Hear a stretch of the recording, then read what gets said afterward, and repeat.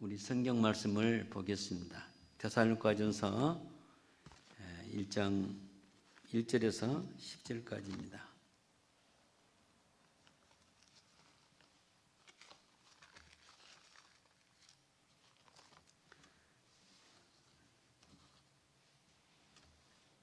저와 같이 한 절씩 또 교독하겠습니다.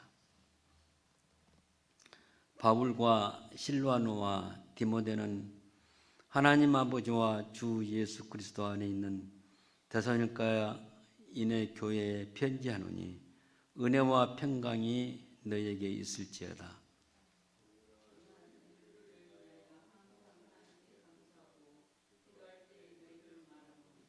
너희의 믿음의 역사와 사랑의 수고와 우리 주 예수 그리스도에 대한 소망의 인내를 우리 하나님 앞에서 쉬지 않고 기억함이니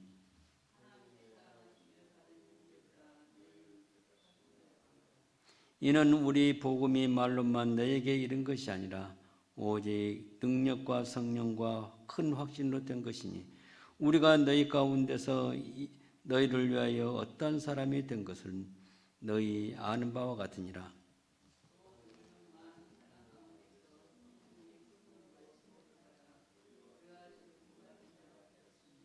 그러므로 너희가 마게도냐와 아가야 모든 믿는 자의 본이 되는지라.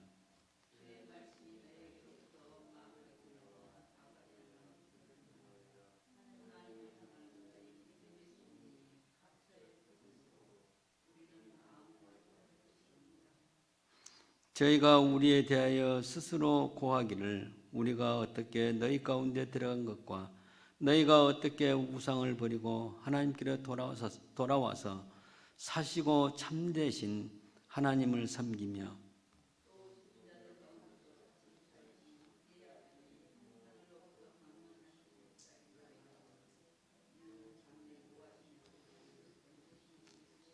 아멘. 오늘부터 우리가 데살로니가전서를 보겠습니다. 데살로니가전서는 참 우리에게 아주 쉽고 또 필요한 그런 말씀으로 잘 드러내주고 있습니다. 바울이 13개의 편지를 썼는데 그 편지가 전부 하나님의 말씀입니다. 바울이 쓴 서신서의 중요한 이유는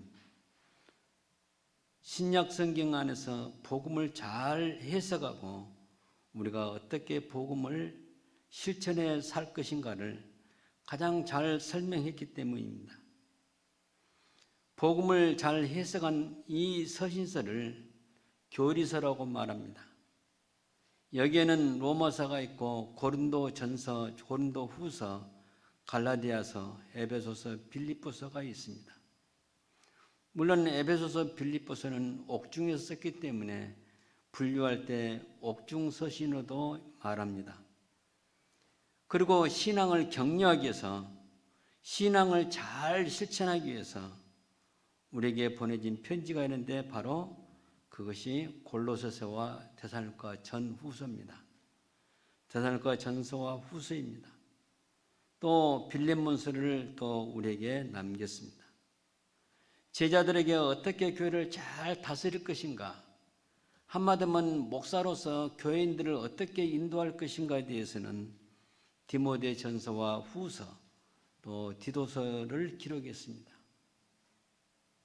그러므로 복음을 잘 해석하고 어떻게 천국 시민으로 살 것인가를 잘 말해준 이 바울 서신들은 매우 중요합니다. 바울 서신을 이해하고 그대로 실천한다면 완전하고 복음에 합당한 생활을 할 수 있습니다. 오늘부터 우리는 데살로니가전서를 살펴나가겠습니다. 우리가 딱딱하게 로마서라든가 고린도전서, 후서, 에베소서, 갈라디아서를 공부할 때는 교리이기 때문에 좀 딱딱합니다만은 여기 지난번에 우리가 보았던 골로새서와 데살로니가 전후서는 우리의 생활과 밀접하게 부드럽게 표현하고 있습니다. 데살로니가 전후서는 바울이 2차 전도 여행 때 고린도에서 기록했습니다. 처음에 1차 전도 여행은 소아시아 중심으로 마쳤고, 두 번째는 이 소아시아를 거쳐서 바로 빌립보에 들어가서 빌립보와 데살로니가와 또 거기에 베리아라든가 이쪽 지역 고린도까지 여행하는 바로 제2차 전도 여행입니다. 자, 이 전도 여행 때 데살로니가에서 복음을 받은 사람들이 바울의 가르침을 받았는데 거기서 신앙생활을 잘하고 있는 줄 압니다. 데살로니가와 고린도는 현재 그리스란 나라에 속한 지역입니다. 데살로니가는 그리스 북부에서 다시 말하면 터키, 아시아와 연결된 부분에 있습니다. 여러분이 이 지도를 머릿속에 그려 있다면 제가 설명할 때 이해가 잘 될 것입니다. 이 그리스 반도는 약간 이렇게 터키를 중심으로 볼 때는 길게 뻗어 있는 서쪽에 있는 반도입니다. 그 그리스에 보면 여러분이 잘 아는 아테네라는 데가 있습니다. 아테네는 바로 올림픽이 발생한 그 지역이죠. 그리고 헬라 문화가 발달했습니다. 이 아테네는 철학의 도시였습니다. 자, 그 유명하고 또 그려볼 때 그 지역은 로마와 아시아와 한 중간 지점이 있어서 문화가 발달하고 상업이 발달하고 무역이 발달하고 이런 좀 부한 지역이었습니다. 고린도는 바로 그 밑으로 내려와서 그 항구 도시로 여러분 잘 아는 유명한 코린티식 건축 양식을 가졌던 그런 도시입니다. 대리석으로 집을 지는데 그 기둥의 문양을 아름답게 표현했습니다. 가장 아름다운 건축물로 지금도 전 세계적으로 많이 그 양식이 사용되고 있습니다. 여러분 잘 아는 백악관이라든가 또 캘리포니아 주정부 그 건물을 볼 때 이 코린트 양식이 들어있어요. 자, 이 데살로니가는 북쪽으로 마게도냐 쪽의 중심 도시였습니다. 도시의 규모로는 아덴의 다음가는 제2의 도시라고 말합니다. 또 고린도는 어디에 속하냐면 남쪽의 아가야 지방의 중심 도시였습니다. 우리가 한국에서 볼 때 호남이란 그 지역도 있고 영남이란 지역도 있고 또 충청도를 중심으로 호서 지방이 있고 강원도를 중심으로 영동 지방이 있듯이 이런 지역으로 나눠진데 북쪽에는 마게도냐요, 남쪽에는 아가야입니다. 북쪽의 마게도의 중심이 바로 이 데살로니가였습니다. 우리 사도행전에 보면 제일 먼저 유럽에 복음이 들어간 곳은 빌립보였습니다. 거기에는 자주 옷감장사 바로 그 루디아를 중심으로 교회가 이루어졌습니다. 그 다음에 이 빌립보를 거쳐서 복음이 데살로니가에 전파된 것입니다. 바울은 이 데살로니가에서 쓴 그 동기가 뭐냐면 지금 현재 바울은 그 데살로니가를 거쳐서 또 베레아를 거쳐서 고린도에 머물고 있습니다. 그런데 고린도에 머물고 있을 때 데살로니가에서 온 소식이 신앙이 잘 자라고 있다는 기쁜 소식이 들려왔습니다. 그 기쁜 소식에 감격해서 하나님 앞에 감사하고 또 그 감사하는 마음으로 격려하기 위해서 데살로니가 전서를 쓰게 됩니다. 나중에 이 데살로니가 전서를 살펴볼 때 점점 그 내용이 그런 방향으로 흘러가는데 사도 바울이 어떤 마음으로 편지를 썼는가를 우리가 이해할 수 있습니다. 고린도에서 사역하는 중 데살로니가로부터 들려온 소식이 바울에게는 큰 기쁨이었습니다. 바울은 이들을 격려하기 위해서 편지로 기록해서 보냅니다. 이 편지는 그냥 안부를 말하는 그 정도로 그치는 것이 아니라 그들에게 신앙으로 격려하는 것입니다. 신앙으로. 우리는 이 서신을 통해서 당시 성도들의 신앙 생활을 이해하고 동일한 가르침을 받기 위해서 살펴볼 필요가 있는 것입니다. 오늘 제가 말씀하는 것은 데살로니가전서 1장 1절을 중심으로 말씀드립니다. 여기 1장 1절을 보게 되면 바울의 인사가 나옵니다. 바울과 실로아노와 디모데는 하나님 아버지와 주 예수 그리스도 안에 있는 데살로니가인의 교회에 편지하노니 은혜와 평강이 너에게 있을지어다. 이 인사말은 은혜와 평강이 너에게 있을지어다로 이렇게 끝나요. 단순하게 끝나요. 그렇지만은 오늘 우리가 이 서신서를 살펴볼 때 제일 먼저 이 인사가 얼마나 중요한 것을 우리가 살펴보겠습니다.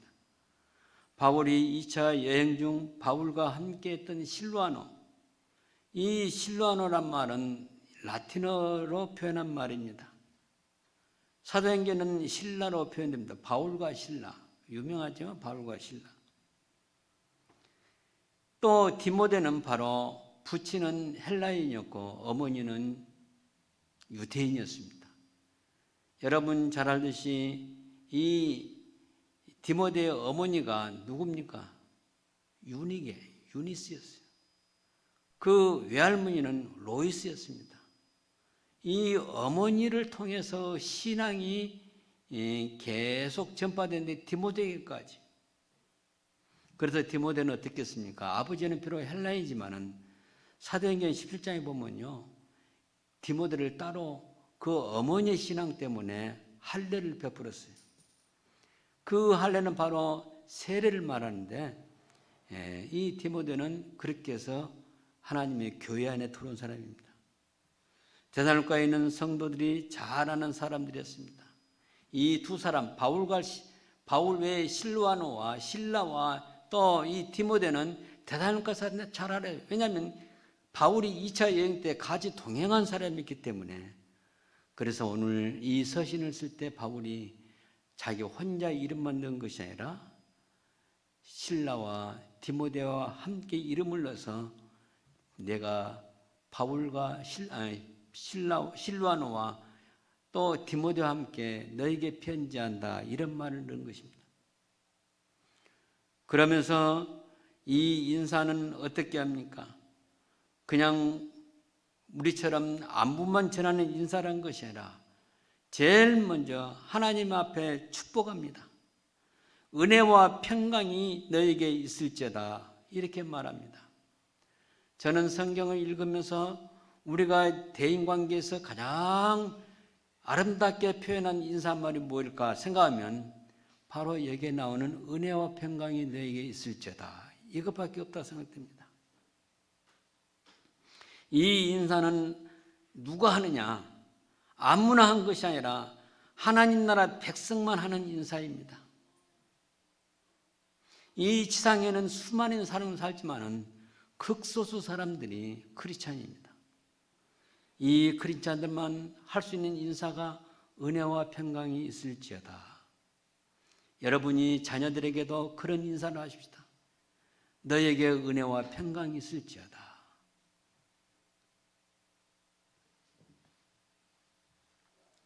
그 말에는 바로 하나님 백성만이 은혜가 있고 평강이 있다는 것을 암축해 주고 있습니다. 암시해 주고 있습니다. 하나님의 백성만 누리는 하나님의 은혜, 하나님의 백성만 가질 수 있는 하나님의 평화를 말하기 때문입니다. 그렇기 때문에 우리가 언어를 사용하더라도 하나님 앞에서는 구별되어 사용해야 합니다. 언어뿐만 아니라 우리 행동도 구별되어야지만은 이 세상 넌크리스찬들과 또 잘못된 신앙인들과 같이 할 수가 없는 거예요. 우리 신앙생활은 구별된 생활이에요. 말로도 구별되어야 하고 행동도 구별되어야 합니다. 성도란 말은 어떤 뜻이 있습니까? 구별된 사람이라는 뜻이 있어요.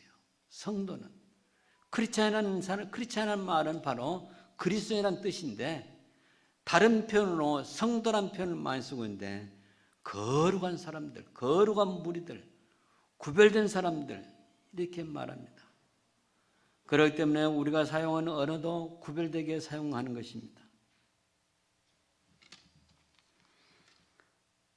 바울은 같이 동행하고 있는 실라와 디모데와 함께 최고의 축복을 기원하는 인사로 은혜와 평강이 너에게 있을지어다. 여기에 보면 성도들, 데살로니가에 있는 성도들이란 말은 무엇입니까? 글자 그대로 보면 복수입니다. 영어도 보면 복수 표현으로서 saints라고 나옵니다. saints.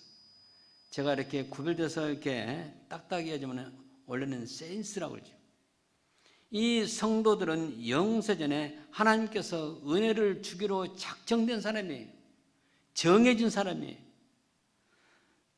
그리고 부름받은 후에도 그 이후에 영원토록 이 은혜 안에 있기를 원하는 것입니다. 중요한 것은 이 시간에 저의 설교를 듣는 여러분들, 이 설교를 듣는 어떤 입장에서 그냥 한 소리로 듣고 흘러버려서 안 됩니다. 여기서 말하는 성도는 바로 곧 누구냐? 이 자리에는 여러분 자신이 합니다. 여러분 이 시간에 내 자신에 물어보기를, 과연 내가 성도인가? 한번 물어보시기 바랍니다. 성도들은 영세전에 하나님께서 은혜를 주기로 계획된 사람들이에요. 그 사람이 바로 크리스찬이 되는 것입니다. 은혜를 말할 때 우리는 그 은혜란 말을 많이 사용합니다. 교회 밖에서도 또 안 믿는 사람도 이 은혜란 말을 많이 사용합니다. 이 은혜란 말은 그들이 사용하는 그 의미는 내게 베풀어진 어떤 호의를 은혜라고 합니다. 우리는 이 호의를 생각을 많이 할 수 있는데, 성경에 나오는 이 은혜는 구별된 언어로서 교회에서만 사용되고 하나님 나라에만 사용되는 그 은혜로서 우리가 말하는 호의가 아니라 하나님의 은혜를 말합니다. 하나님의 은혜. 항상 하나님은 또 어느 은혜, 그거를 말합니다. 우리가 구원된 것은 하나님의 은혜로 된 것이라고 사도 바울은 에베소 2장 8절에 말합니다. 너희가 구원된 것은 은혜로 된 것이다. 또 너희가 구원된 것은 믿음으로 은혜로 구원된 것이다. 이것을 강조합니다. 믿음도 중요한 말이지고 또 은혜란 말도 너무 중요한 말입니다. 우리가 구원된 것은 하나님의 은혜로 구원된 겁니다. 내가 구원을 선택한 것도 아니고 내가 만든 것이 아닙니다. 우리의 어떤 큰 업적이 있었기 때문에 그로 인해서 구원된 것이 아니라 영원 전부터 하나님의 작정 안에 있는 은혜로 구원된 것이라는 사실입니다. 사도행전 13장 48절에 구원하기로 작정된 자는 다 구원을 받더라 그랬어요. 이것은 바로 구원대로 작정됐다는 것은 영세전에 하나님이 미리 구원받을 사람을 정해놓았는데 그 사람은 복음을 듣자마자 다 믿어서 구원을 얻었다고 그랬어요. 알민자주의 신앙이 있습니다. 알민자주의 신앙은 어떤 신앙이냐? 하나님의 은혜와 행위가 같이 있어야 구원된다고 말합니다. 이것은 펠라기우스의 이론을 약간 수정한 세미 펠라기아니즘. 이 세미란 말은 절반이라는 뜻이 있어요. 반, 2분의 1이라는 뜻이 있어요. 이 반 펠라기우주의, 이것을 알미니안 사람들이 그대로 받아들인 겁니다. 그들 이론은 그럴듯합니다. 하나님의 은혜도 있어야하고 우리가 하나님의 앞에 잘 보이고 좋은 선한 행동을 해야 구원받는다, 이런 것입니다. 한마디 표현하면 이들은 절반은 하나님 은혜, 절반은 우리 인간의 행함, 그것이 있어야 구원받는다고 말합니다. 그러나 칼빈주의에서는 그게 아니죠. 무조건적인 선택. 하나님이 무조건적인 선택해야 구원받는데 그 사람에게만 은혜가 주어진단 말입니다. 오늘날 우리 주위의 알미니안 교회가 무엇입니까? 여러분, 감리교라고 해서 이건 다 알미니안이에요. 감리교. 영어로는 메도디스트라고 하기도 하고 웨슬리안이라고 하기도 합니다. 왜냐하면 감리교는 요한 웨슬러가 시작했기 때문입니다. 그리고 그 감리교에서 나온 여러 교파들인데 성결교와 그리스도교와 오순절파와 또 하나님의 교회 등등 많이 있습니다. 자, 이런 교회의 특징들은 바로 무엇입니까? 복음지를 표방합니다. 그 사람들은 어떻게 말하냐면 무조건 예수 영접하면 다 구원받는다 이렇게 생각합니다. 말로 예수님 영접하면 된다 그렇게 표현해요. 하나님의 작정에 대해서는 전혀 언급하지 않습니다. 영원전에 하나님이 선택했단 말도 언급하지 않습니다. 그저 예수 그리스도를 영접하고 교회를 위해서 또 이웃을 더 선한 일을 많이 행해야 구원받는다. 오늘 아침에 제가 생각한 것이 바로 그것입니다. 오늘날 사람들이, 오늘날 교인들이 장로교, 또 감리교, 성결교 구분이 없어요. 제가 아는 사람이 두 사람인데 한 사람은 어느 교회 가서 열심히 성가 지휘를 합니다. 제가 그랬어요. 왜 그 교회로 갔냐니까 교회는 다 똑같잖아요. 서슴없이 그렇게 말을 해요. 또 제가 아는 집사님 한 분은 성가 지휘를 하는데 원래 장로교에서 했던 분인데 지금 벨리 가서 감리교에서 성가 지휘를 해요. 이 사람, 이분에게도 물어보면 똑같은 대답입니다. 교회는 다 똑같잖아요. 절대 그렇지 않습니다. 지금 기독교 이름으로 여러 교파가 있는데 알고 보면 정확한 이 계획주의 신앙이 보면 다 다른 교회예요. 기독교 안에 수십 개의 그런 그 종교가 있는 거예요.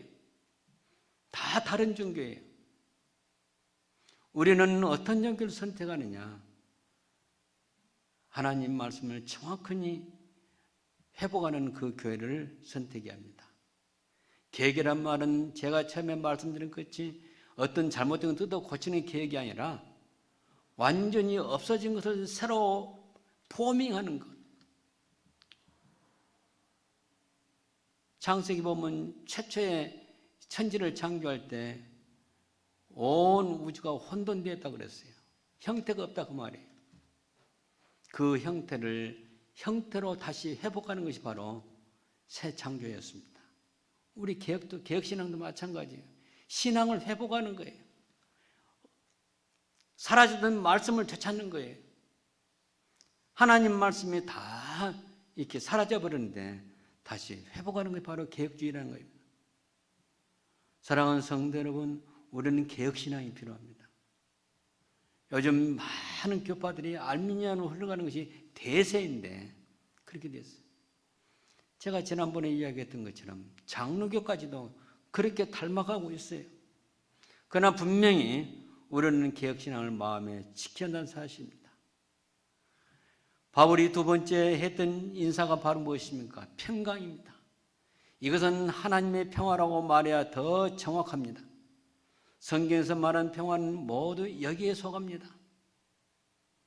제가 이렇게 원어 성경을 쭉 보니까 최초에 샬롬이란 말이 나온 것이 창세기 15장 15절이에요. 샬롬. 이 샬롬이 하나님의 평화를 말하는데 우리 예수님도 이 말을 많이 사용하셨습니다. 요한복음 14장 27절에 이런 말씀입니다. 평안을 너에게 끼치노니 곧 나의 평안을 너에게 주노라.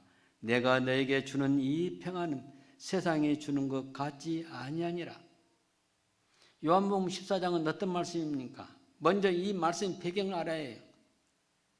우리 예수님이 십자가에 달리기 하루 전에 성만찬을 끝마치고 제자들에게 무려 장장 길게 설교하시는데 아마 몇 시간인지 몰라요. 우리 성경으로서는 14장, 15장, 16장까지 나오는데 실제로 이렇게 말을 풀어서 설교했다면 굉장히 길 것입니다.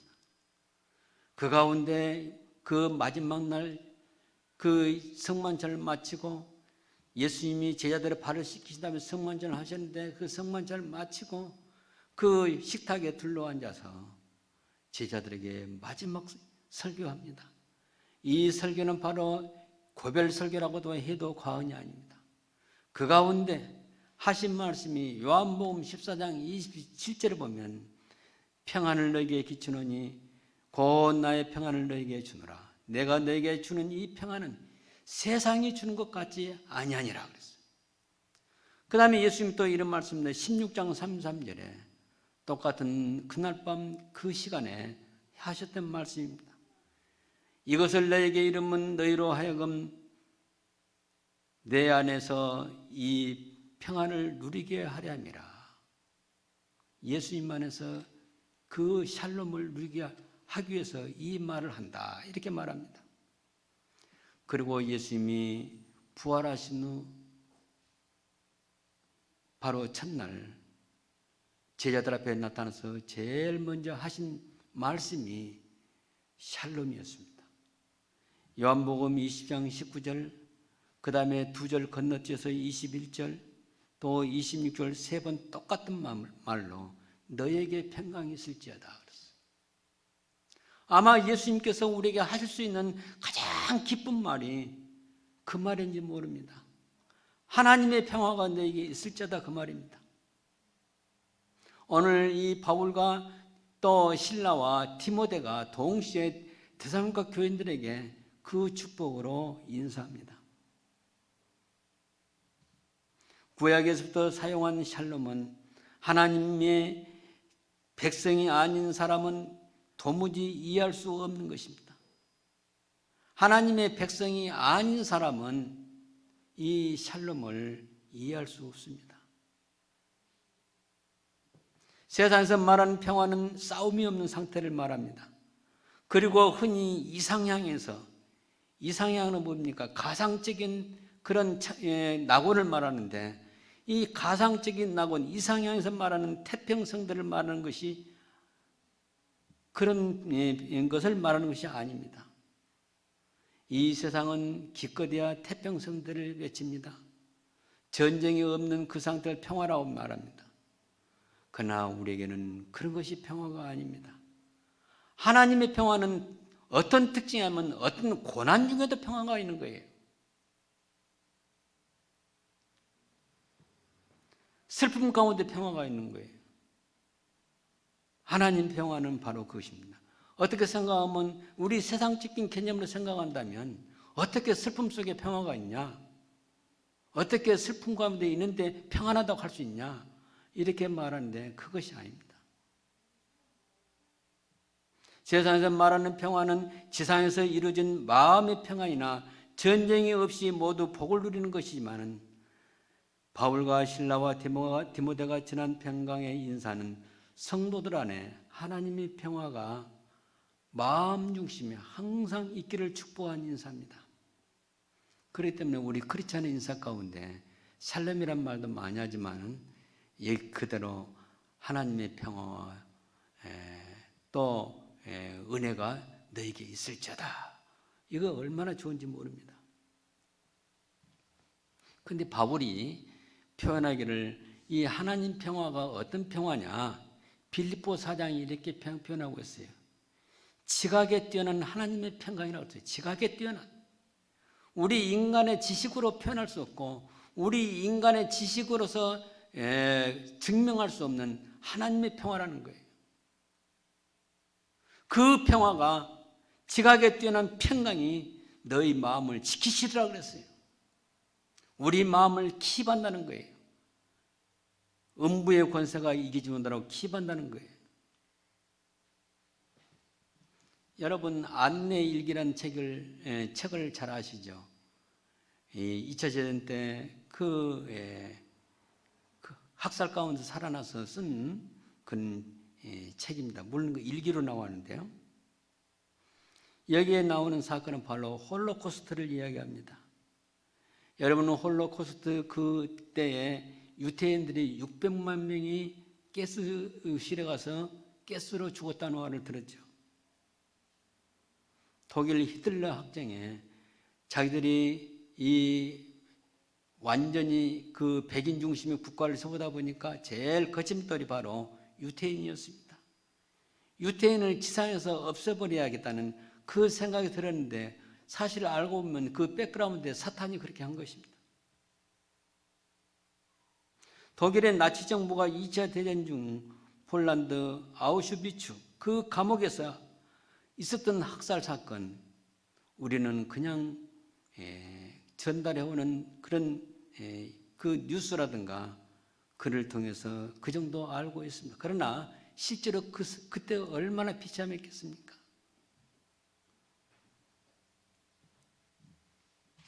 자, 그때 유태인들은 독개스실에 들어가기 직전에 가족끼리, 친구끼리 마지막 인사를 하는데 부둥켜 안고 눈물을 흘리면서 여호와 샬롬을 이야기했습니다. 하나님의 샬롬. 물론 그들은 여호와라는 말을 쓰지 않았고 아도나이라고 썼지만은 아도나이 샬롬 아마 했을지 모릅니다. 그 샬롬은 바로 하나님의 평화를 말합니다. 그들이 말한 샬롬은 하나님 평화의 축복이었습니다. 이 세상에는 이런 평화가 존재할 수가 없습니다. 우리 대한민국의 민족이 복음화되면 전 세계 가장 평화로운 나라가 될 것이다. 그런데 사실 점점 크리스찬은 줄어들어 가고 있고 그렇게 되어가고 있습니다. 완전히 지상에 완전 복음화가 일어날 수는 없는 것입니다. 그러나 할 수만 있는 대로 하나님의 택방 백성들을 모으는 작업이야말로 하나님의 평화를 이루는 그런 작업이 아닐 수가 없습니다. 사랑하는 성도 여러분, 이 하나님의 평화는 하나님의 나라 백성만이 경험할 수 있는 것입니다. 하나님 나라 백성이 아닌 사람은 아무리 말해도 샬롬이라는 그 소리는 들리지만 그 마음에 임할 수가 없는 것입니다. 오직 하나님 나라의 시민만이 경험하는 평화인 것입니다. 오늘 이 시간 이후에 대산과 교회 성도들에게만 있는 것이 아니라 이 자리에는 우리 가주은혜교회 성도들 안에 하나님의 은혜와 평강이 넘치기를 바랍니다. 성령의 9가지 열매, 여러분이 잘 아는 갈라디아서 5장 22절 23절 중에 세 번째 나오는 사랑과 희락과 화평이란 말합니다. 이 화평이 바로 하나님 평화를 말합니다. 이건 성령의 열매, 하나님의 성령이 우리 안에 계실 때 나타나는 우리 마음의 상태를 말합니다.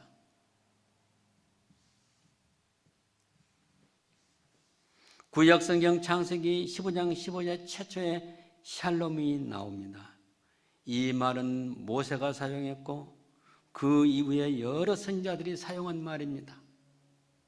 성경에 나오는 이름 가운데 솔로몬이라는 이름이 나오고 샬롬이라는 말이 나오고 또 성도 예루살렘이라는 말이 나오는데 여기 보면 이 샬렘이라든가 살롬이라든가 솔로몬은 하나님의 평화를 말합니다.